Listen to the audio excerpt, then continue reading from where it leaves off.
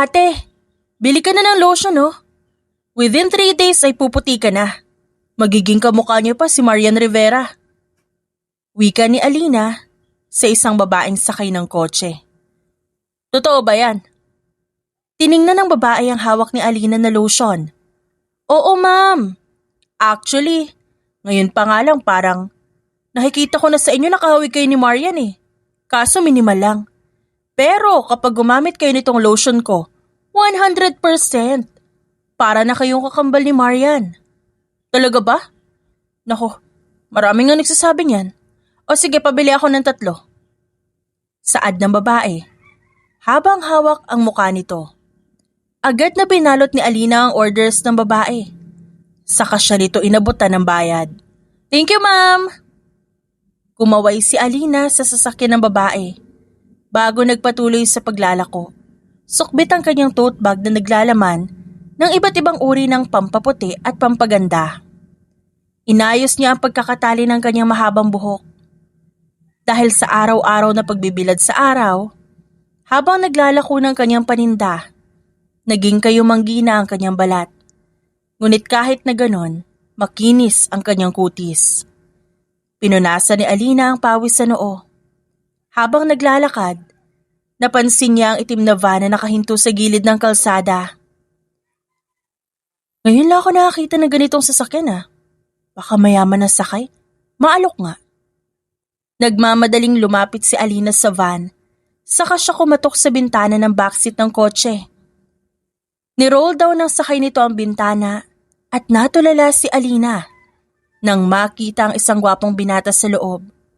Maputi ito, matangos ang ilong, mapula ang labi. Nagmamay-ari ng pares ng kulay na brown ng mga mata. Malinis ang gupit, nakasuot ng mamahaling suit. Mula sa kinatatayuan ni Alina, naamoy niya ang mamahalin nitong pabango. Wala akong barya, miss. Naputol ang pagkatulala ni Alina nang magsalita ang binata. Isang malawak na ngiti ang ginawad niya sa lalaki. Magandang umaga po sir, hindi ho ako pulube. Baka gusto niyo pong bumili ng mga tinitinda ko. May lotion po ako na pampaputi, para ma-maintain yung puti niyo. Meron din po akong rejuvenating set. Kasi po, napapansin ko parang medyo dull po yung skin niyo. Oh. Baka gusto niyo na pampag-glass skin. Kung gusto niyo naman po maging long hair na parang rockstar, meron din ho akong shampoo. What's your name? Napatingin si Alina sa binata nang putulin nito ang pagsasalita niya. Sa kanya lang nalaman na kanina pa nakatitig sa kanya ito. Habang nakakunot ang noo at tila kinikilatis ang kanyang itsura. Ako ho? Alina Lopez, sir. Ba't niyo po natanong? You look familiar. Have we met before? Hindi po, sir. Ngayon ko lang po kayo nakita. Tsaka parang napaka-imposible naman po magkita tayong dalawa kahit saan, no? Nagkataon lang na nakita kita dito. Bibili ka ba, sir? Magkano ka? Napataas ng 2 kilay ni Alina. Hindi niya alam kung nagkamali lang ba siya na dinig. Sir? I mean, how much for your products? Depende po sa kunin niyo, sir. I'll get everything. Talaga po? As in, lahat-lahat? Tumango ang binata at agad sinuma ni Alina ang lahat ng kanyang paninda. Bale 5,000 po lahat, sir. Kinapa ng binata ang bulsa, ngunit wala siyang nakapang-wallet. Do you accept cards? Nako sir, cash lang eh. Sorry po ah. Sumama ka na lang muna sa akin. Babayaran kita sa bahay ko. Malapit lang naman yun mula dito. Oh, wala po ba talaga kayong pera dyan? Yeah, don't worry. I will double it if you would come with me. Sasama ba ako? Pero sayang kasi lalo na kung sinabi niyang dodoblehin niya pa yung presyo. Minsan lang may mag-offer sa akin ng ganito. Saka mukha naman siya mabuting tao. Bulong ni Alina sa isip. Bagaman nag-aalinlangan, sumakay siya sa sasakyan at umandar na ang van. Katabi ni Alina ang binata sa kaliwa, habang sa kanan niya isang bodyguard ng lalaki. Tahimik lamang sila sa loob. Maya-maya, nagbago na ang daan nila. Pumasok sila sa isang daan na hindi pamilyar kay Alina. At naramdaman niya na ang kaba, ngunit pinanatili niya ang kalmado ang sarili. Kalma lang, Alina. Baka shortcut to. Bulong niya sa isipan, kahit na tila tinatambol na ang dibdib niya sa lakas ng kabog nito. Sir, malayo pa po ba tayo? Parang masyado na po itong malayo sa syudad. Baka wala na po ako masakyan pa uwi. We're almost there. Huminto ang sasakyan sa tapat ng isang abandonadong gusali. Bumaba sila at kahit na masama ang kutob ni Alina, sinusubukan pa rin niyang i-gaslight ang sarili na walang masamang mangyayari. Baka nasa likod lang yung bahay niya. Oo, tama. Bakit naman siya titira sa ganitong klase ng lugar, di ba? Bulong ni Alina sa sarili. Ngunit nang bigla siyang hinawakan ng 2 bodyguard ng binata, doon na siya nagpanik. Bitiwan niyo ako, nagbago na yung isip ko, sir. Sir, ibibigay ko na lang po ng libre lahat basta pakawalan niyo lang ho ako, parang awan niyo na ho. Hindi siya pinakinggan ng binata at nagpatuloy lang ang mga bodyguard ng lalaki sa pagkaladkad sa kanya papasok. Pagpasok sa loob, nadoble ang kabang nararamdaman ni Alina nang makita ang isang grupo ng mga lalaking armado. Sa gitna ng mga ito, isang matanda na tila nagulat nang makita siya. Long time no see, Mr. Kaide. Saad ng binata. Wilson, ano ibig sabihin nito? Hindi ba't ang request mo magharapan tayo? Eto, pinagbigyan na kita. Sinasabi ko na nga ba't hawak mo ang anak ko? I will kill you. Sigaw ni Mr. Kaide. Anong anak? Anong magharapan? Hoy, mawalang galang na ho pero nagbebenta lang po ako ng pampaganda. Inosente ho ako dito. Wika ni Alina. What are you talking about, Josephine? At saka, ba't ganyan ang suot mo? Bago pa man makapagsalita si Alina, inunahan na siya ni Wilson. She got into an accident and lost her memories. That's why she's talking nonsense. Bigla na lang bumunot ng baril si Wilson at sa kanya hinilas si Alina papalapit sa kanya. Itinutok niya ang bunganga ng baril sa sentido ni Alina na dahilan upang mapasinghap ang dalaga at mapabunot din ng baril ang grupo ni Mr. Kaide. Don't hurt my daughter! Sigaw ni Mr. Kaide habang hawak ang baril. Close your business then. Hayop ka talaga, Wilson. Ang grupo ni Mr. Kaide ang unang nagpaputok ng baril. Napasigaw na lang si Alina. Akala niya sasabog na ang utak niya dahil doon. Ngunit bigla siyang itinago ni Wilson sa likod nito at pinrotektahan siya. Nakipagpalitan ng putok ng baril si Wilson at nang may lumapit sa kanilang mga tauhan ng binata upang i-cover sila, hinawakan ni Wilson ang mahigpit ang kamay ni Alina at tumakas sila sa lugar. Ayoko pa mamatay!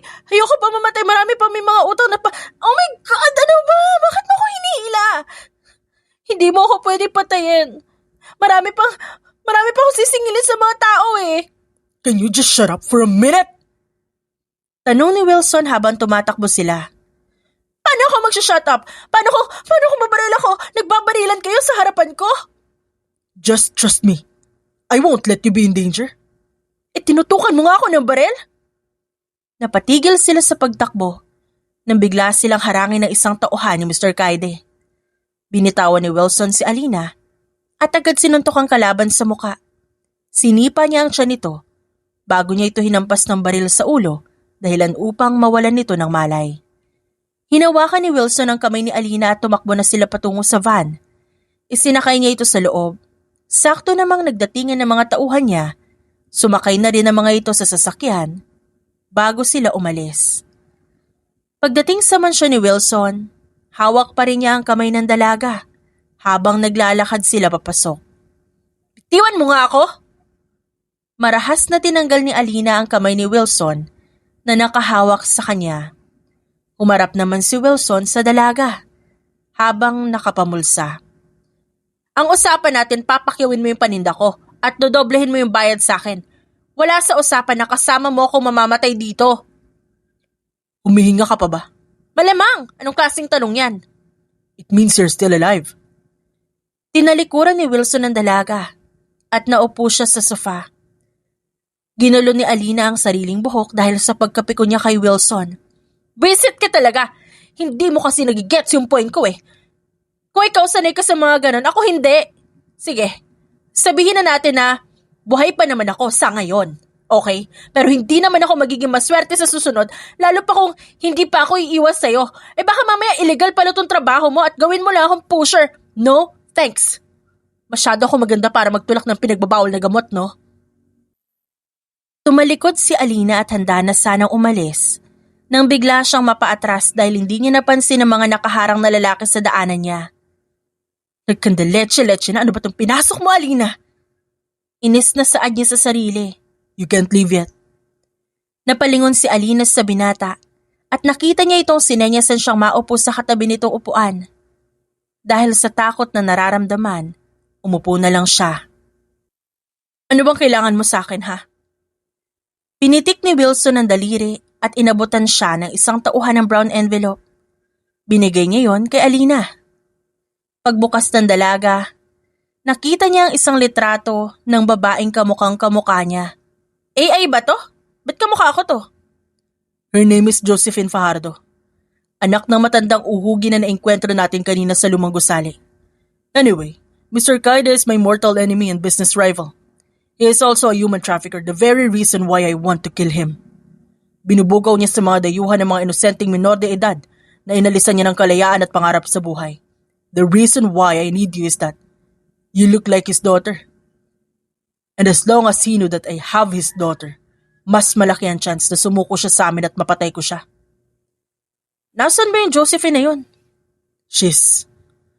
Napatigil sa pagsasalita si Wilson at tila nagdadalawang isip kung sasabihin ba niya. Ngunit sa bandang huli, sinagot din niya ang dalaga. She's missing. That's all I can tell you. Di ka ba niya kamumuhian kapag nalaman niyang pinatay mo ang ama niya? Ampon lang siya. And Mr. Kaide isn't a great father at all. Kahit si Josephine, minsan na rin niyang binugaw sa mga kliyente niya. Ganun pala talaga yung matanda na yon? Kung ganun, edi karapat-dapat lang pala na magdusa siya. Ano bang gagawin ko? Just stay with me. Napataas ang dalawang kilay ni Alina habang pinagmamasdan niya ng matagalang mukha ni Wilson. Sa totoo lang, mas lalo siyang nagugupuhan dito kahit na nakakatakot ito. At nang marinig niya na gusto ni Wilson na manatili siya sa poder nito, hindi naman maipaliwanag ni Alina kung ba't bigla siyang na-excite. Dito ako titira? Yes, I will provide everything that you need. Tumayo si Wilson at lumapit siya kay Alina. Bahagya siyang lumuhod sa harapan nito at tinitigan ang mukha ng babae. Sino ka ba talaga? Mahinang saad ni Alina. I'm Wilson Sanchez, a mafia. If you will trust me, I can promise that I will protect you. Nagpakawala ng malalim na buntong hininga ang dalaga. Wala naman siyang choice, kundi ang makipagkasundo sa binata. Alam niyang hindi naman siya nito pakakawalan. Binigyan ni Wilson ng kwarto si Alina sa mansyon at doon nagpahinga ang dalaga. May mga nakahanda na ring damit sa closet na nasa loob ng silid.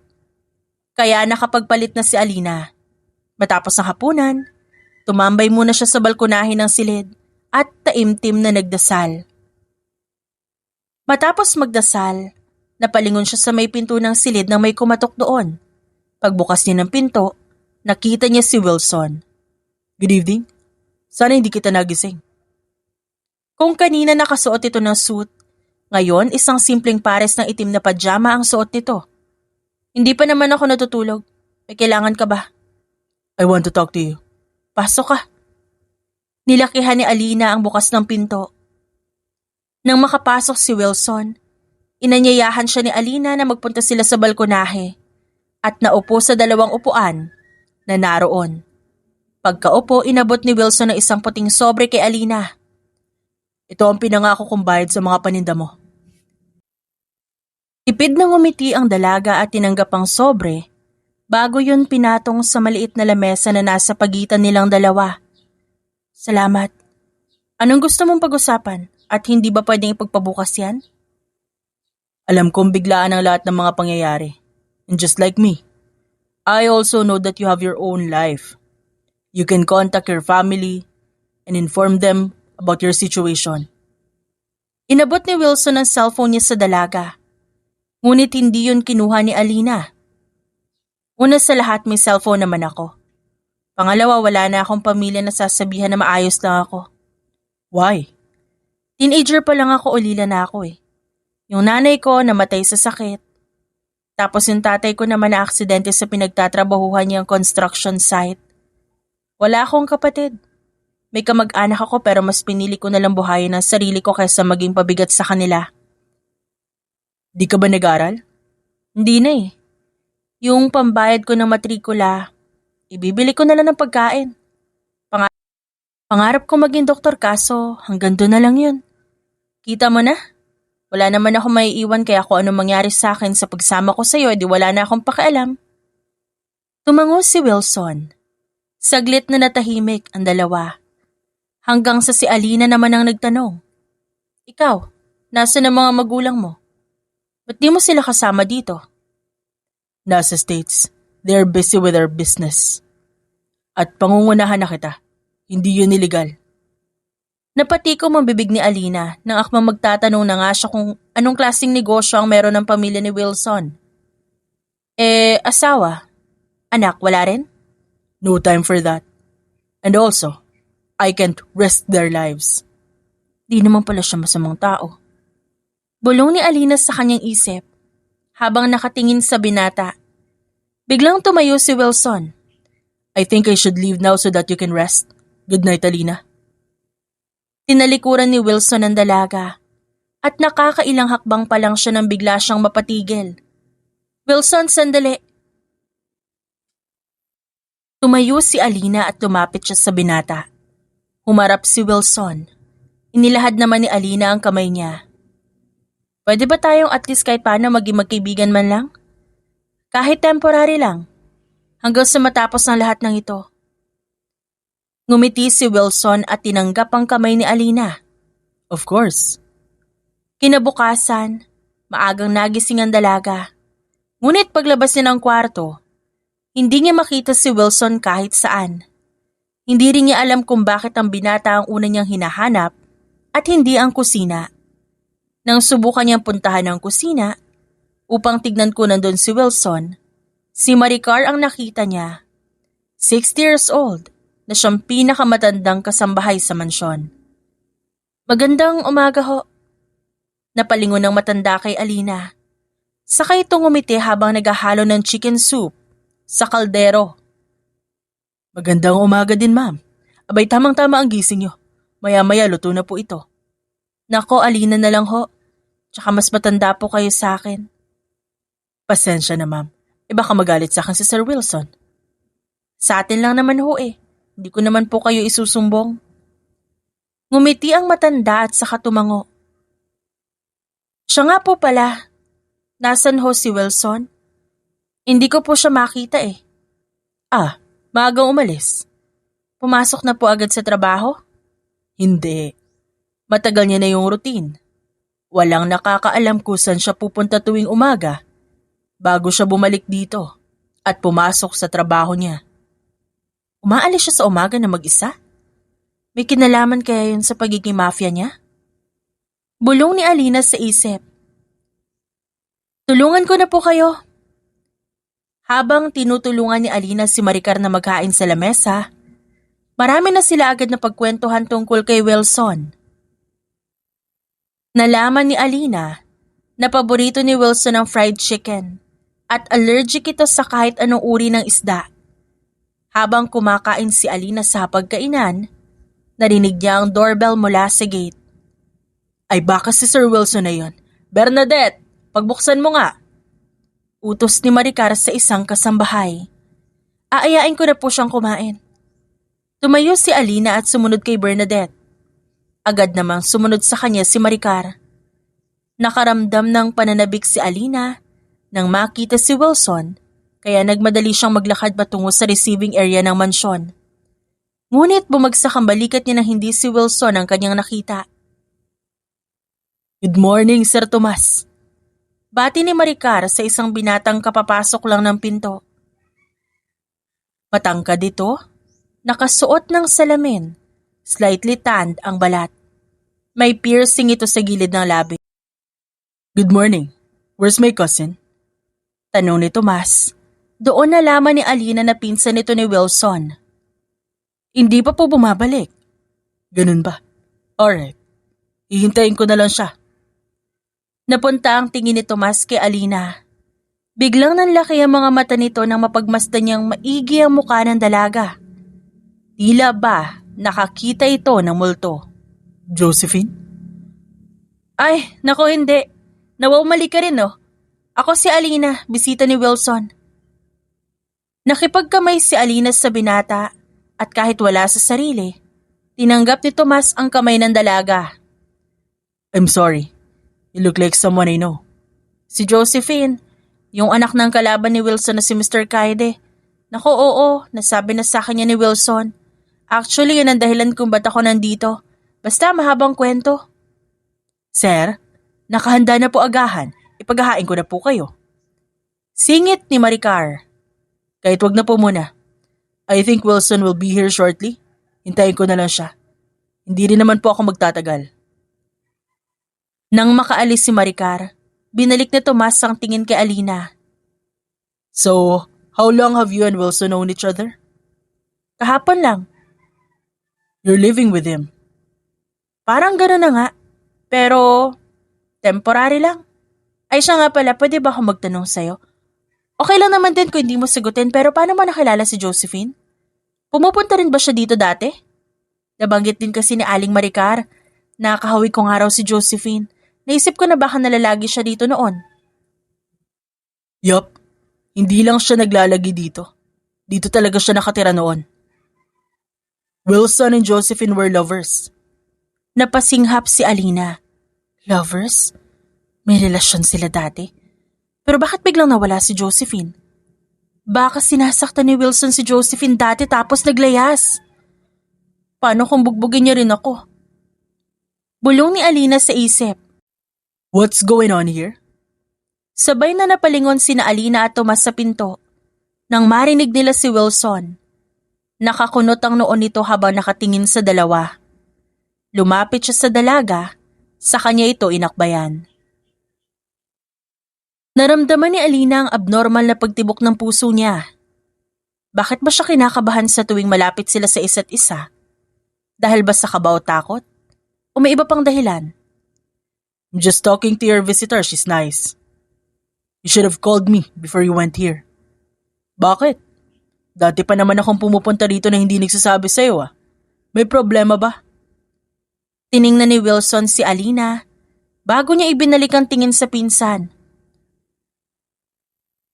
Oo nga, Wilson. Wala naman siyang ginagawang masama. Bakit hindi natin siya yayaing sumabay na agahan? You can leave now, Tomas. Ako na lang ang pupunta ng opisina mo. Tinalikuran ni Wilson ang binata at dahil nakaakbay siya kay Alina, napatalikod na rin si Alina kay Tomas. Wala na siyang nagawa kundi ang sumabay sa paglalakad ni Wilson. Ngunit tilingon niya si Tomas at kumaway. Tipid na ngumiti ito at kumaway din pabalik kay Alina. Ba't ganun ka makapag-usap sa pinsan mo? It's none of your business. Sabihin mo bastos ka. Di mo man lang inayang kumain. Malay mo nagkikrave din sa chicken soup yung tao. Did he tell you something? Oo, nagkwentuhan kami tungkol sa'yo at kay Josephine. May relasyon pala kayo dati, di mo man lang sinabi. Yun lang? Oo, yun lang. Bakit? The less you know, the safer you are. I just want to remind you that you are just here for the meantime. Bisita lang kita. At wala kang karapatang malaman na lahat sa buhay ko. Na-curious lang naman ako. E di sorry kung pakiramdam mo nang hihimasok ako. Biglang natahimik si Alina. Inaamin niyang nasaktan siya sa sinabi ni Wilson. Tinuon na lang niya ang atensyon sa kinakain. Naramdaman ni Wilson ang pagbabago sa mood ni Alina. I'm sorry. Hindi yun na ibig ko sabihin. Okay lang. Narinig ni Alina ang pagbuntong hininga ni Wilson. Magbihis ka mamaya. May pupuntahan tayo. Kagaya ng sinabi ni Wilson, pagkatapos nilang kumain ng agahan, naligo na si Alina at nagpalit ng damit. Isang simpleng yellow A-line dress ang sinuot ni Alina at white 2 inches sandals. Paglabas nila ng silid, Dumiretso na siya agad sa labas kung saan naghihintay si Wilson at ang van na sasakyan nila kasama ang mga bodyguards nito. Saan ba tayo pupunta? Okay lang ba itong suot ko? Napaangat ng tingin si Wilson na nakasandal sa van habang abala sa kanyang cellphone. Pinagmasdan niya ang dalaga mula ulo hanggang paa saka siyang umiti. It's perfect. Hinawi ni Alina ang ilang hibla ng buhok papunta sa gilid ng kanyang tenga. Ngunit ang nakangiti niyang labi, hindi rin nagtagal nang marinig niya ang sunod na sinabi ni Wilson. That's Josephine's favorite dress. Aray naman. Ani Alina sa isip. Ganun ba? Galing ko naman pumili kung ganun. Hindi na iwasan ni Alina na itago ang kanyang pagkadismaya sa tono ng kanyang pananalita. Pinagbuksan sila ng driver ng pinto sa backseat at unang pumasok si Wilson. Saka lang sumunod si Alina. Nagpunta sila sa mall. Hindi sanay si Alina dahil pinagtitinginan sila ng mga tao pagkababa pa lang nila ng van hanggang sa makapasok. Paano ba naman? Daig pa nila ang artista sa dami ng bodyguards na nakasunod sa kanila. Ganito ka lagi? Hindi ka naiilang na lagi nakasunod tong mga tauhan mo? Huwag mo sabihin hanggang pagpunta sa public CR nakasunod sila sa'yo. Bakit? Ayaw mo ba? I can send them away if you're uncomfortable. Okay lang ba? Hindi ba tayo matutodas kapag umalis sila? Nagpalingalinga si Alina sa paligid. I can sense danger, and I can protect you alone. They're just here for backup. Tumigil sila sa paglalakad. Tinaas ni Wilson ang kanang kamay at saka sumenya sa mga tauhan. Umalis sa mga ito at naiwan silang dalawa roon. Thank you Namili sila ng bagong damit para sa dalaga. Akala ni Alina magkakaroon siya ng freedom na pumili ng damit na komportable para sa kanya. Pero hindi pa rin, dahil ang mga pinili ni Wilson ay ang damit na sinusuot ni Josephine. Ultimo sandals at sapatos, si Wilson ang pumili. Sunod naman, dinala siya nito sa isang cosmetic shop at inassist ng isang babae si Alina. Tinuruan siya nito ng basic makeup routine. May 2 oras na rin sila naglalakad sa loob ng mall. Bitbit ni Alina ang lahat ng pinamili ni Wilson para sa kanya. Walang ya talaga tong lalaki na to. Ano ba nagustuhan ni Josephine sa kanya? Di man lang makiramdam. Masungit na hindi pa gentleman. Bulong ni Alina sa isip, kung saan kanina pa niya binubugbog ang binata. Ayoko na, suko na ako. Bigla na lang napaupo si Alina sa sahig ng mall. Tumigil sa paglalakad si Wilson at humarap sa dalaga. We still need to go. The Josephine's nail tech and hairstylist. Tumayo ka na dyan. I have a meeting to attend after lunch. Pinetensya ba to? Kita mo ba tong suot kong sandals? Ang sakit-sakit na ng paa ko kakalakad. Hindi kalakihan tong mall pero pakiramdam ko nalibot ko na yung buong Pilipinas. Puro ka reklamo. Di magpalit tayo ng suot. Ako magsasapatos. Tapos, hindi mo man lang ako matulungan sa mga dala ko? Mukha pang 4 ang kamay ko. Bahagyang naupo si Wilson upang mapantayan ang dalaga. Tinanggal nito ang suot ni Alina na sandals at hinawakan yon sa kanang kamay. Sa kaliwang kamay ni Wilson, hinawakan niya ang lahat ng dala ni Alina, saka ito tumalikod at nag-squat. Anong ginagawa mo? I'll carry you. Nagulat pa si Alina sa sinabi ni Wilson. Ngunit nang hindi ito tumayo ng tuwid, nalaman niyang seryoso si Wilson sa sinabi. Sumakay si Alina sa likod ni Wilson, saka siya nito binuhat ng walang kahirap-hirap. Nararamdaman ni Alina ang paghinga ng lalaki. Hindi niya alam kung saan niya ipipilig ang ulo, kaya ipinatong niya na lang yun sa kaliwang balikat ng lalaki. Mamaya, pagtapos nating kumain ipapahatid na kita pa uwi. Sasabihin ko kay Manang Maricar na masahihin yung paa mo. Ngumiti si Alina at sa kamarahang tumango. Okay, binabawi ko na. Kahit na masungit siya at hindi gentleman all the time, nagigets ko na si Josephine kung ano nagustuhan niya sa kumag na to. Pero malaking tanong pa rin sa akin. Saan ka pa nagpunta, Josephine? Ba't ka umalis? Posible bang ang lalaking to sinasaktan ka? Parang malabo naman. Pero isa lang ang masisiguro ko. Mahal na mahal ka niya, Josephine. Kahit ako na muna pumalit sa'yo pansamantala, sana di ka magalit. Bulong ni Alina sa isip. Habang papalayo sila ng papalayo, bumabagal din ang paglalakad ni Wilson. Nabibigatan ka na ba? Okay lang naman sa maglakad na nakapaa. Sanay na ako kasi nung bata pa ako, wala naman kaming pambili ng tsinelas. Sinabi ko bang nabibigatan ako? It feels like I'm carrying a feather. Sus, hanggang dito dinadala mo yung kayabangan mo. Bahagyang natawa si Wilson, kaya naman nahawa na rin si Alina. Habang naglalakad si Wilson at buhat siya nito, pakiramdam ni Alina napakagaan ng lahat. Na parang silang dalawa lang ang naroroon at wala nang iba. Nang makarating sila sa sunod na store, binabana ng binata si Alina. Nang matapos silang mamili, bumalik na sila ng sasakyan at nagpunta sila sa malapit na restaurant para kumain. Close ba kayo ni Tomas? At kung kausapin mo siya kaninang umaga parang hindi kayo magpinsan? Tanong ni Alina habang kumakain sila. Is it really necessary for you to know that? Malamang. Gusto mo ako maging si Josephine. Pero hindi mo man lang ako binigyan ng information para naman aware ako sa mga nangyayari sa paligid ko, di ba? Fine. Tomas is my only cousin whom I trusted. But it just so happened that we fell in love with the same woman. Si Josephine? Yup. And up until now, he's trying to fix things between us. Nung nasira nun. You know, Tomas and I were like brothers. I also want to reconcile with him. Pero nandun yung takot ko na baka pagtaksila niya ako ulit. But even though that's the case, I still informed him about my plans na kagaya na lang sa'yo. We talked earlier about your role in this mission. Napaisip si Alina. Saglit din siyang natahimik sa kamuling nagtanong. Anong klaseng babae ba si Josephine? Base kasi sa kwento mo. Feeling ko napakabait niyang babae na ultimo kayo magpinsan na hulog sa kanya. Paano mo siya nakilala? I can't find a word to describe her. Let's just say she's an angel from heaven.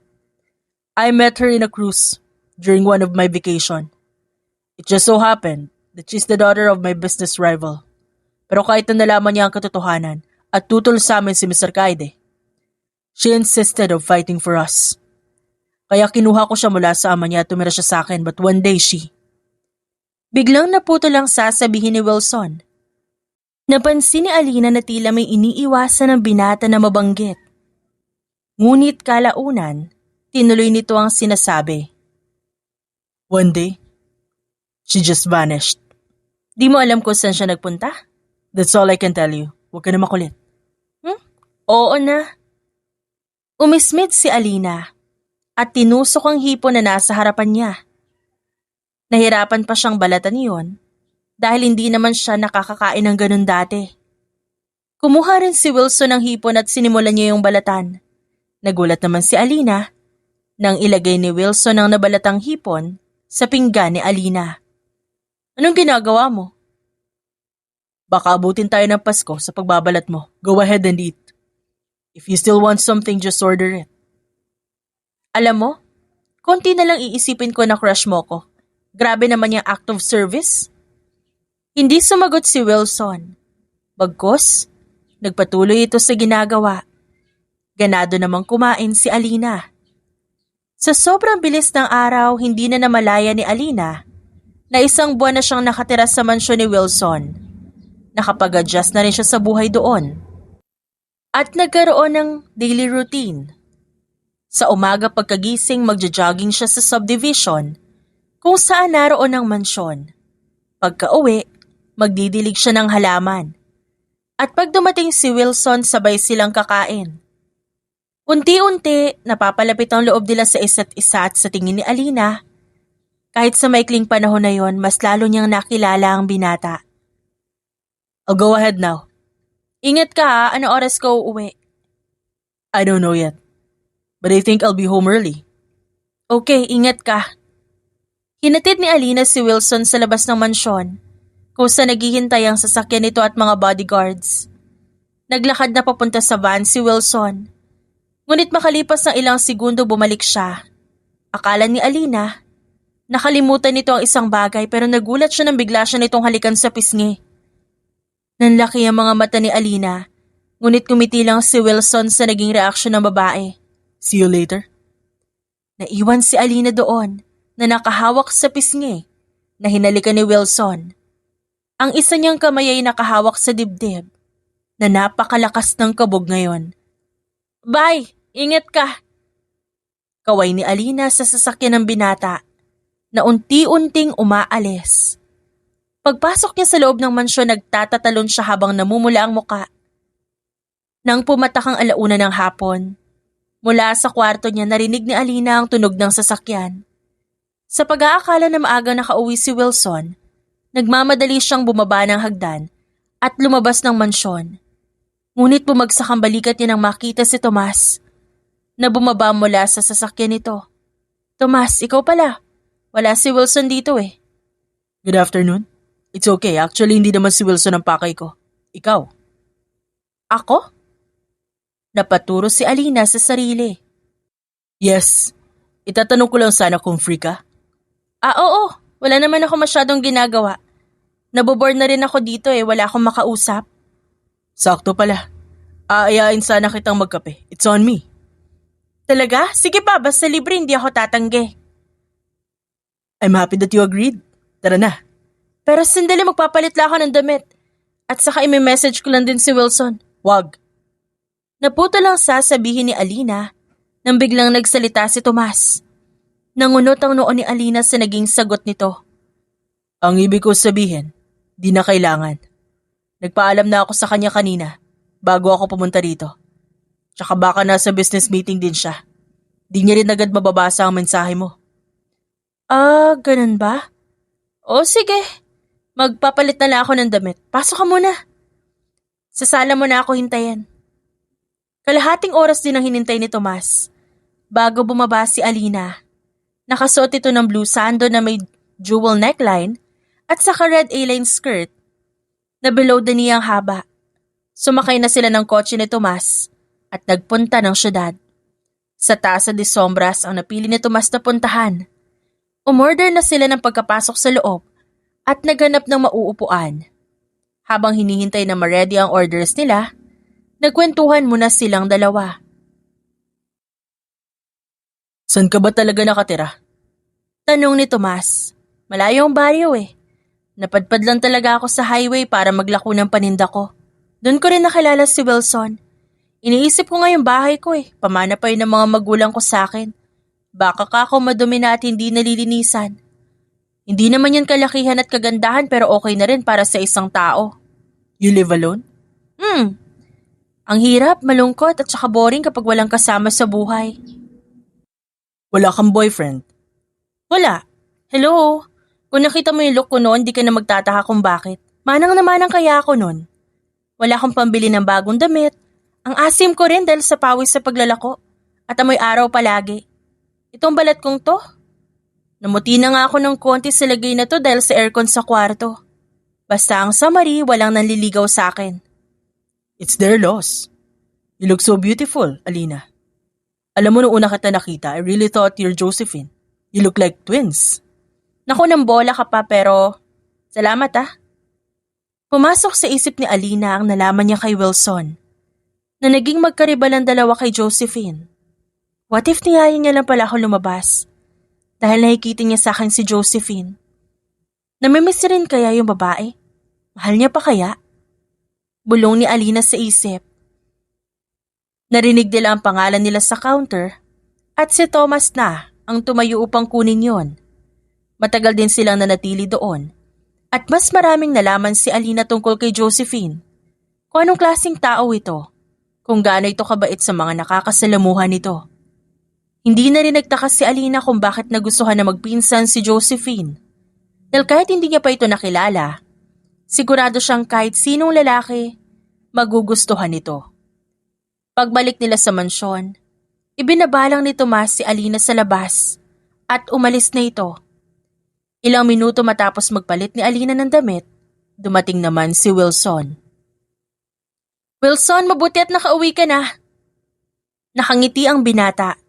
habang sinusundan ng tingin si Alina hanggang makalapit ito sa kanya. I've got something for you. Inabot ni Wilson na isang paper bag sa dalaga at agad naman binuksan ni Alina yon. Pandikoko? Uy, thank you. Ang tagal ko na naghahanap ng ganito eh. Is that your favorite? Oo, mula pagkabata ito na yung paborito kong tinapay. I'll buy that for you every day. Talaga? Eh di mas lalo ako maghihintay niyan sa'yo para makauwi ka. Kasi palagi ka namang may pasalubong. Tumawa lang si Wilson at hinawakan ng bewang ni Alina. Napatingin doon ang dalaga. I'm hungry. Let's eat our dinner before we eat that later. Habang nanonood tayo ng movie. Oh, sige, tara. Nakapagluto na si Manang. Sabay na silang pumunta sa kusina at kumain. Kinagabihan, pagkatapos magpalit ni Alina ng pantulog, kumatok na siya sa pinto ng kwarto ni Wilson. Pinagbuksan din naman siya nito agad at napanganga si Alina nang makita ang topless na katawan ni Wilson habang nakasuot ito ng silk pajama. Come in. Pumasok si Alina sa loob at sinarado ang pinto nito. Naupo sila sa couch ni Wilson. Napansin ni Alina na namimili na pala ito ng palabas. Pinatong niya ang dalang pandikoko sa mini table ng binata. Do you like action or horror movies? Ikaw mamili. Kahit action na lang. Nang ma-play ni Wilson ang napiling movie, umupo siya sa tabi ni Alina. Hindi ka ba magkakapulmonya dahil wala kang pantaas? Oh, sanay na ako. Why? Hindi ka ba makapag-focus sa movie kasi nakatingin ka sa katawan ko? Filingero ka naman. Tumawa lang si Wilson. Dahan-dahan niyang minasahe ang kaliwang balikat dahil naramdaman niya ang sakit mula roon. Naagad namang napansin ng dalaga. Masakit ba? I-massage kita, gusto mo? Mukhang pagod na pagod ka na eh. Pinatong ni Alina ang pandikoko sa ibabaw ng paper bag. Saka siya pumwesto sa likod ni Wilson. Sinimulan niyang imasahe ang balikat nito. That's really good. Yes, keep going. Ano na bang balita kay Mr. Kaide?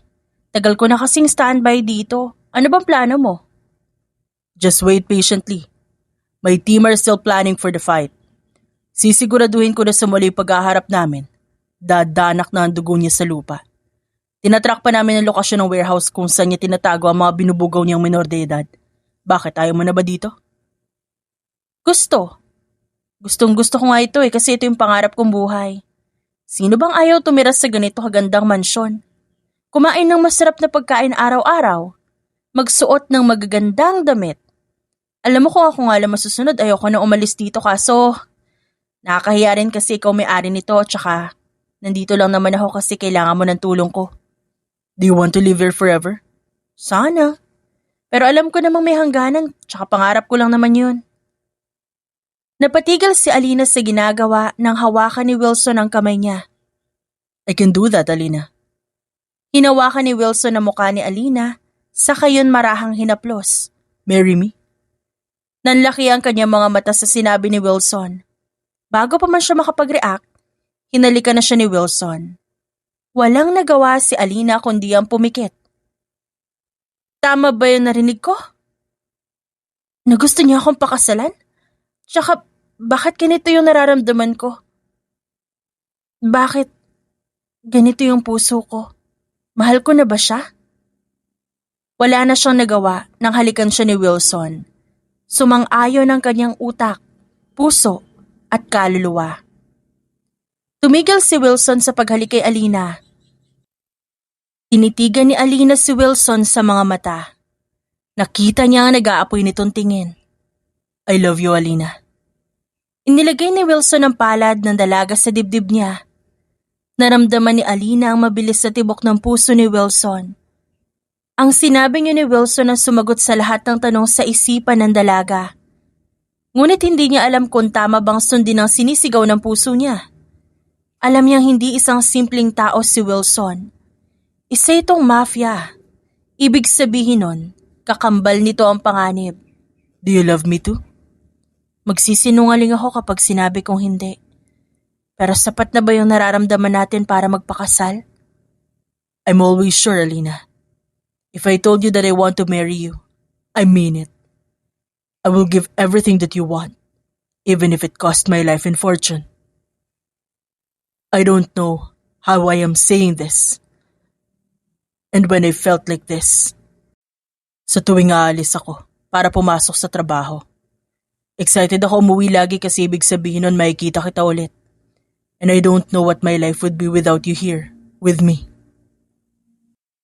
Muling inangkin ni Wilson ang labi ni Alina at mas lalo lang nag-alab ang pareho nilang nararamdaman. Sa gabing yon, nag-isa silang dalawa. May pag-aalinlangan man si Alina, hindi niya na yun inisip. Dahil sa mga oras na yon, ay ang damdamin niya ang nagdesisyon para sa kanya. Kinabukasan, nagising si Alina. Nawala na sa tabi niya si Wilson. Bumangon siya at nakita ang sulat na iniwan ni Wilson sa side table. Call me when you wake up, babe. I'm sorry kung kailangan ko umalis na maaga. I need to work. See you later. Saad ni Wilson sa sulat. Agad namang kinuha ni Alina ang cellphone niya at tinawagan si Wilson. Isang ring pa lang, sumagot na ito agad na parang kanina pa hinihintay ang tawag ng dalaga. Good morning, babe. Bilis sumagot ah, parang hinihintay mo talaga yung tawag ko. Tagal mo kasing magising. I already prepared your clothes in my closet. Also, you can see a dress in there. And wear it at the dinner. Let's have a date. Tumayo si Alina at sinuot ang pantulog bago buksan ang closet at doon niya nakita ang tinutukoy ng binata. Isang red maxi dress ang naroon. Nakita ko na, ang ganda naman ito. I'm glad that you liked it. Sige na, mamaya na lang, may meeting pa ako. Sige, salamat dito sa damit ha, susukatin ko mamaya. Alright, bye. I love you, babe. Kinagat ni Alina ang ibabang labi upang pigilan ang pagngiti. I love you, babe. Bye. Naligo na si Alina at ganadong bumaba sa kusina. Kagaya ng sinabi ni Wilson, nag-date sila kinagabihan. Dahan-dahan lang, malapit na tayo. Saan mo ba kasi ako dadalhin? Tsaka ba't ang lamig dito? Tanong ni Alina habang nakapiring siya ng pulang panyo at inalalayan siya ng binata na maglakad. Basta, we're almost there. Nang tumigil sila sa paglalakad, niluwagan ni Wilson ang piring ni Alina. Ready? 1, 2, 3, surprise! Tinanggal ni Wilson ang piring ni Alina. Sa harap nila merong isang tent na gawa sa mga posting kawayan at bubong na puting tela. Napapalibutan ito ng puting bulaklak at manipis na kortinang nakatali sa mga poste. Sa paligid ng tent, may nakatirik na kawayan na may mga kandila o lampara sa itaas na nagbibigay ng liwanag. Sa gitna ay isang lamesang may puting mantel at dalawang itim na upuan na may unan. Sa likod nito ay ang malawak na dagat. Wow, alam mo ba sa social media ko lang ito nakikita dati? You like it? Sobra! Ang ganda! Let's sit. Ipinaghilan ni Wilson na upuan si Alina at naupo doon ang dalaga. Naupo na rin si Wilson sa kabilang upuan. Tinawag niya ang waiter at dumating itong may dalang pagkain na agad namang inihain sa lamesa. Nilagyan ni Wilson ng wine ang wine glass nilang dalawa. Ang isa'y binigay niya kay Alina. Cheers? Cheers! Ibinangga ni Alina ang baso niya sa baso ni Wilson at sabay nilang tinikman ng wine. Birthday mo ba? Nope. I just want to take you out on a date. Habang kumakain sila, merong tumutugtog ng piano sa malapit na kubo. Curious lang ako, ang mga kagaya mo bang mayaman may pangarap pa sa buhay? Kasi nakuha mo na lahat ng gusto mo. Lahat ng kailangan mo kayang-kaya mo nang bilhin kasi may pera ka. Oo naman. Sabihin na natin na although may pera ako, di naman yun ang pinakagusto ko sa buhay. I want to build a family and raise my kids with my wife.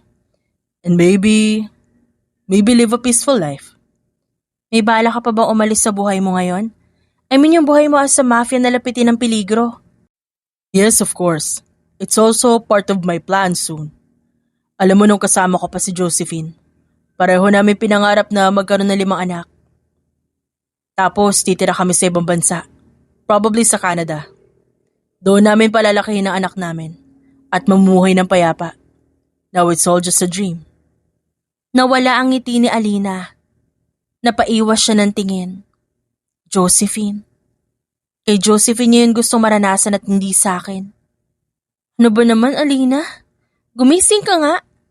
Ba't di mo maintindihan na kaya ka lang nasa buhay ni Wilson ngayon? Dahil kailangan mong maging si Josephine pansamantala. Hindi ibig sabihin na mapapalitan mo yung babaeng matagal niyang minahal. Pero bakit pinapakitaan pa rin niya ako ng ganitong bagay? Ba't pilit niya pang pinapasaya yung puso ko? Naguguluhang saad ni Alina sa isip. Napansin ni Wilson ang pagtahimik ni Alina. Mabilis na hinilan ni Alina ang sariling kamay mula sa pagkakahawak ng lalaki. Babe, what's wrong? Kumain na lang tayo, Wilson. Gusto ko na rin kasi umuwi at magpahinga. Nagulat si Wilson sa isinagot ni Alina. Ngunit hindi na siya muling nagtanong. Sa tingin niya pagod lang talaga si Alina kaya hindi na siya nangulit pa. Nang gabing yon, pag uwi ni Alina umiyak siya na umiyak sa kama. Hindi niya maipaliwanag ang sakit na nararamdaman niya. Sino pa mag-aakala na matapos ng lahat ng ligayang naramdaman niya noon, ay sakit naman na maghahari sa kanya? Mahal niya si Wilson. Ngunit ang sabihing mahal din siya nito'y malaking kasinungalingan para sa kanya. Dahil simula pa lang, alam na ni Alina kung bakit siya naroroon. Tumagal ng 1 linggo ang pag-iwas ni Alina kay Wilson. Nagkaroon pa ng pagkakataon na nagkakasabay sila sa hapag, ngunit hindi kinakausap ng dalaga ang binata. Masakit, pero ito ang dapat. Siguro, masyado ako nasanay na kasama siya. Kaya ngayon, susubukan kong unti-unting masanay na wala siya. Kasi ganun din naman ang mangyayari. Oras na mapatay niya si Mr. Kaide, babalik din ang lahat sa dati. Aniya sa isipan habang nakatanaw sa balkonahe ng kwarto at pinapanood na umalis ang sasakyan ni Wilson. Ginawa niya ang abala ang sarili sa gawaing bahay. Nang wala na siya magawa, umalis siya at naisipang maglakad-lakad sa subdivision. Habang naglalakad-lakad, may tumigil na kotse sa tapat niya. At nang magbaba ng bintana ang sakay nito, nakita niya si Tomas. Alina, ba't mag-isa ka? Wala, nagpapatunaw lang ng kinain. Pupunta sana ako sa inyo buti at nakasalubong kita. Road trip tayo? Saan naman tayo pupunta? Kung saan ako maubusan ng gasolina. Natawa naman si Alina at sumakay sa kotse ni Tomas. Alam mo, perfect na perfect ang timing mo Gusto ko sana umalis kaso wala akong sasakyan.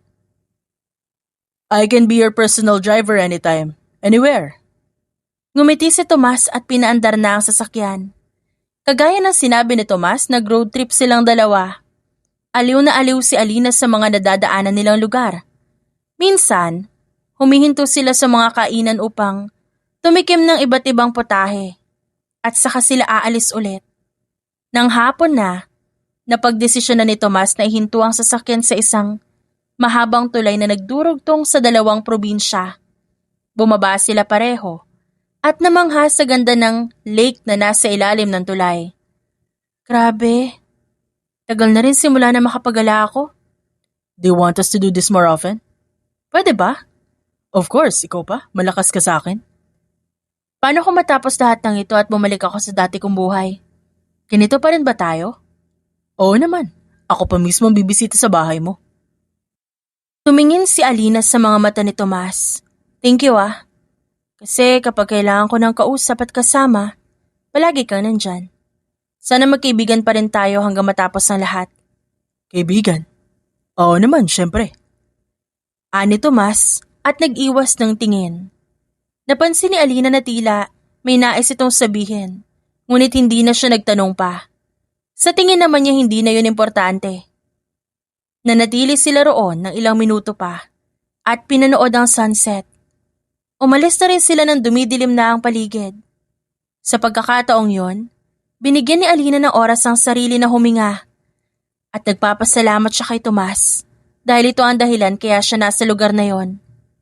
Nang makabalik siya ng syudad, gabi na, at biglang tumawag si Wilson sa cellphone niya. Hello? Damn it, Alina. Kanina pa ako tumatawag sa'yo. Ba't ngayon ka lang sumagot? Nagulat si Alina nang marinig ang galit na boses ni Wilson. Yun ang unang beses na marinig niyang magsalita si Wilson ng ganon. Sorry, wala kasing signal kanina. Saan ka ba nagpunta? I've been looking for you since earlier. Sabi ng kasambay, umalis ka saglit para maglakad-lakad, tapos hindi ka na bumalik. Are you thinking? Kala ko napahama ka na. Gusto ko lang naman mag-isip-isip. Pasensya na kung pinag-alala kita. Where the hell are you? Pupuntahan kita? Di na kailangan, pauwi na rin naman kami. Kami? Sinong kasama mo? Napalingon si Alina kay Tomas na nagmamaneho. Kanina pa nakikinig sa usapan nila ni Wilson. Ngumiti si Tomas, saka tumango kay Alina. Si Tomas. Natahimik si Wilson sa kabilang linya. Kala niya pinatay nito ang tawag, ngunit nakarinig siya ng buntong hininga mula sa kabilang linya. Bakit kayo magkasama?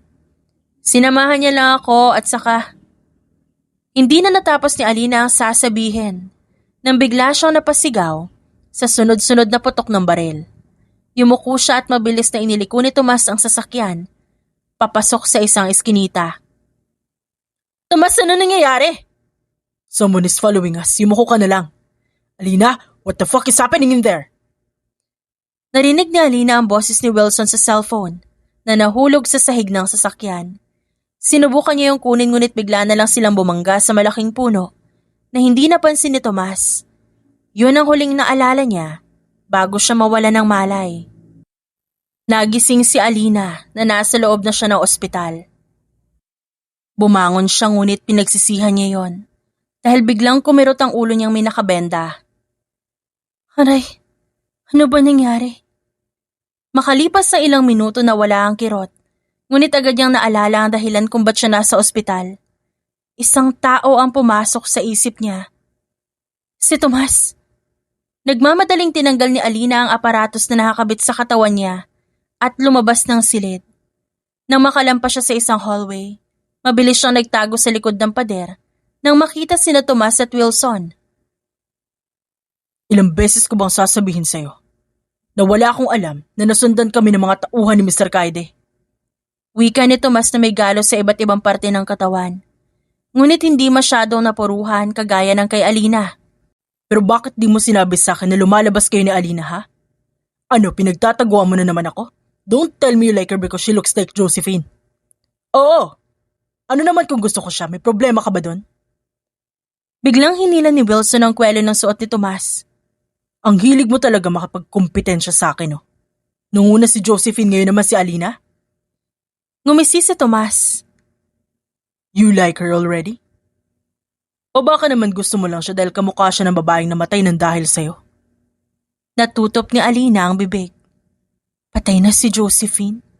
Hindi siya nawawala? Ano?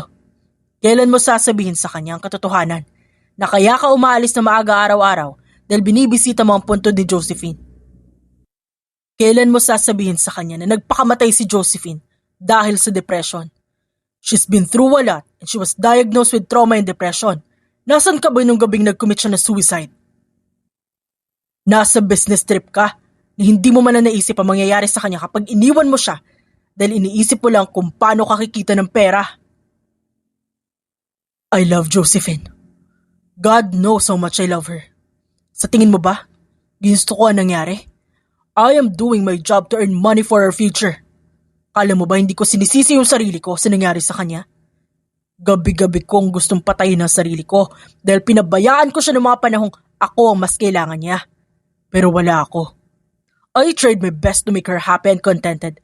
I tried my best to help her overcome all of her traumas from her father. Hindi mo alam ang lahat ng ginawa ko para sa kanya. Kaya wala kang karapatang pagsalitaan ako ng ganyan. Naintindihan mo ba? Nakita ni Alina kung paano umagos ang luha ni Wilson mula sa mga mata nito. Yun ang unang beses na nakita ni Alina na umiiyak si Wilson. Kadalasan, seryoso lang ito. And when I saw Alina, inaamin ko noong una, gusto ko mapalapit sa kanya kasi nakikita ko sa kanya si Josephine. Inaamin ko noong una na mahal ko lang siya dahil namimiss ko si Josephine. Pero nung nagtagal, I realized that I'm really loving her as Alina. I love her so much and I don't want to lose another woman again. Tapos ikaw ano? You're going to betray me again? All over again? I can treat her better. I don't fucking care, Thomas. Akin siya, kaya pag-isipan mo ang ginagawa mo bago ko makalimutan pinsan kita. Tama na. Tumigil na kayong dalawa. Nagulat ang dalawa nang makita ang dalaga na lumabas mula sa pinagtataguan nito. Binitiwan ni Wilson si Thomas. Alina, kumusta ang pakiramdam mo? Ba't ka bumangon? Bumalik ka na sa higaan mo. Saad ni Thomas. Akmang hahawakan niya si Alina ngunit umiwas ang dalaga. Kung alam ko lang na ganito yung mangyayari sa inyong dalawa, sana hindi na lang ako pumasok sa eksena. Thomas, akala ko malinaw na sa'yo na magkaibigan lang tayo. Hanggang doon lang ang kaya ko ibigay sa'yo. Mabait ka, gentleman. Naniniwala ako marami ka pa makikilalang babae na mas magmamahal sa'yo ng totoo. At sorry kung hindi ako yon. Humarap si Alina kay Wilson. Wilson, gusto ko mag-sorry. Kasi hindi ko naman intensyon na maglihim sa'yo. Kala ko talaga alam mo umalis kami ni Tomas kasi sabi niya, pinagpaalam niya ako sa'yo. At tungkol sa pag-iwas ko sa'yo, I'm sorry. Naisip ko lang kasi na baka kaya mo lang ako tinatrato ng ganito kasi nakikita mo sa akin si Josephine. At natatakot ako na mahulog ng tuluyan sa'yo kasi baka walang sumalo sa akin sa bandang huli. At baka masaktan lang ako. Kasi mahal na kita eh. Hinawakan ni Wilson ang mukha ng dalaga. I'm always sure about you, Alina. Kamukha ka man ni Josephine o hindi. Sigurado ako sa sarili ko na mahal kita. Habang naririnig ni Tomas ang dalawa na nagtatapat ng nararamdaman sa isa't isa, pakiramdam niya na pupunit ang kanyang puso. Biglang naputol ang moment nila nang makarinig sila ng sigawan ng mga tao, kasabay ng sunod-sunod na putok ng baril. Binunot ni Tomas ang baril at kinasayon. Fuck, nasundan nila tayo. Anong gagawin natin? Sabay na hinawakan ni na Tomas at Wilson na magkabilang kamay ni Alina. Nagkatinginan ng dalawa, ngunit sa huli si Tomas ang bumitaw. Tanggap niya ng talo siya. Umalis na kayo, Wilson. Protektahan mo siya, ako na bahala dito. Are you sure? Oo, kaya ko na to. But promise me that you will protect Alina. Ilang segundo pa ang nagkatitigan na magpinsan bago tumango si Wilson. Mag-ingat kayo. Mag-ingat ka rin, Thomas. Matapos noon, tumakas na si Wilson at Alina. Samantala agad na sumugod si Tomas sa mga kalaban at pinaputokan ng mga ito. Wala siyang sinayang na bala at sinigurado na walang makakasunod kina Wilson. Nang makarating sina Wilson at Alina sa parking lot, sumakay sila sa kotse ni Wilson at agad umalis. Sinundan ng mga kalaban ng sasakyan ni Wilson. Panaka-na kanyang nilalabas ang kamay sa bintana at nagpapaputok sa van na nakasunod sa kanila. Sigurado ka ba mga tauhan ni Mr. Kaide yan? Wala akong ibang kilalang gagawa nito sa atin. Eh ba't sila nagpapaputok? Gusto niya ba mamatay yung anak niya? Hindi ko alam. Mabilis na inapakan ni Wilson ang preno nang bigla na lang may sumulpot na kotse sa harapan nila. Agad niyang iniliko ang manibela at huminto ang kotse. Sa likod naman, dumating ang sasakyan na sumusunod sa kanila na dahilan upang mawalan sila ng daanan paalis doon. Wilson, na-corner nila tayo. Ayoko pa mamatay. Nanginginig ang labi ni Alina dahil sa kaba. Hindi pa siya nakaka-recover sa aksidenteng kinasangkutan nila ni Tomas. Ngayon, napapaligiran na naman sila ng mga kalaban. Nagpalit ng magasin ng baril si Wilson. Sa kanya hinawakan ng mahigpit ang kamay ni Alina. Bago sila bumaba, hinila niya ito palapit sa kanya at hinalikan sa labi. If someone will die tonight, I'll make sure that it's me. Wilson naman eh. Get out of that car! Sabay silang napalingon sa harapan nang marinig ang sigaw ni Mr. Kaide na napapalibutan ng mga tauhan nito na nakatakip ang mukha gamit ang itim na tela. Bumaba na sina Wilson at Alina ngunit itinago ni Wilson ang dalaga sa likuran. Biglang pumalakpak si Mr. Kaide. Nangunot ang noo ni Wilson. Bravo, Wilson. Bravo. Napakagaling mo mag-hire ng artista mo. Kala mo ba hindi ko malalaman na hindi si Josephine ang babaeng yan? Mas lalong humigpit ang kapit ni Wilson sa kamay ng dalaga. How did you know? How sure are you? Pinasundan kita sa tauhan ko. Nakita kanyang pumunta ng sementeryo para dalawin ang puntod ng anak ko. At least, she's in a good place now. You made her life a living hell when she's still alive, Mr. Kaide. Ikaw naman talaga ang totoong demonyo sa buhay niya. Wala kang pakialam sa lahat ng yun. Ako ang nagpalaki sa kanya at bumuhay. Pinakinabangan ko lang siya para makapagbayad siya ng utang sa akin.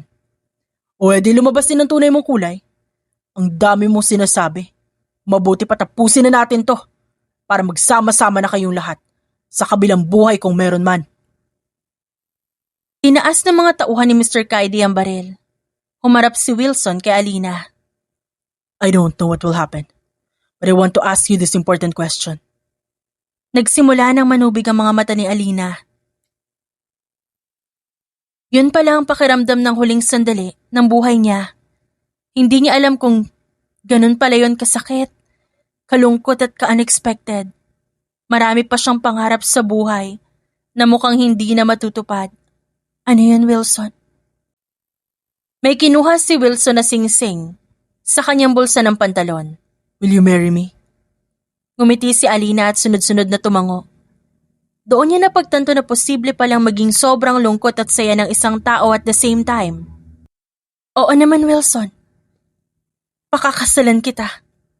Sinuot ni Wilson ang singsing sa daliri ni Alina. Sa kanya ito niyakap ng mahigpit.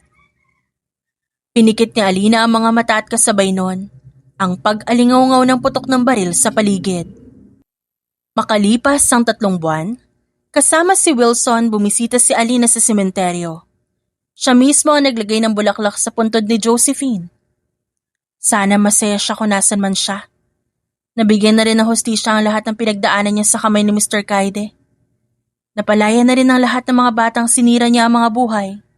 Sa wakas, patay na rin ang taong naging sanhi ng lahat ng trauma ni Josephine. At ng mga batang na-rescue.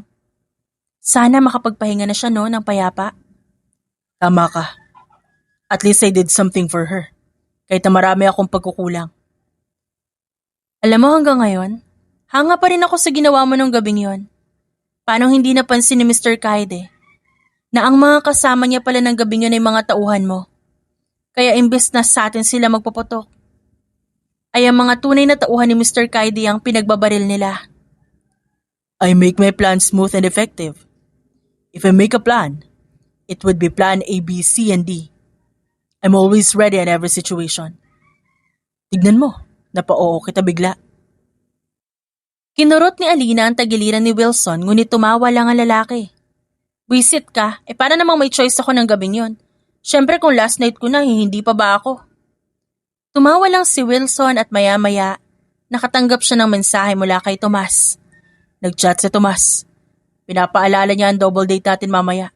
Kasama yung ipapakilala niyang girlfriend niya. Pwede bang mamaya na tayo umuwi? Dito muna tayo. Sabay nilang pinanood ang puntod ni Josephine. Nanatili pa doon ng ilang minuto. Makalipas ang 2 taon ay nagpakasal silang dalawa at nagkaroon ng 2 anak na babae. Hindi na bumalik sa dati niyang buhay si Alina. Ngunit hindi niya pa rin nakakalimutan ang bumisita sa dati niyang bahay. Kalaunan, kumalas na rin si Wilson sa elite society na kinabibilangan at nagsimula sila ng bagong buhay. Maraming plot twist ang buhay. Minsan, kapag pakiramdam mo wala ng pag-asa, bigla na lang may mangyayaring hindi mo inaasahan. There's always hope in every situation. All you only need to do is to believe. The end.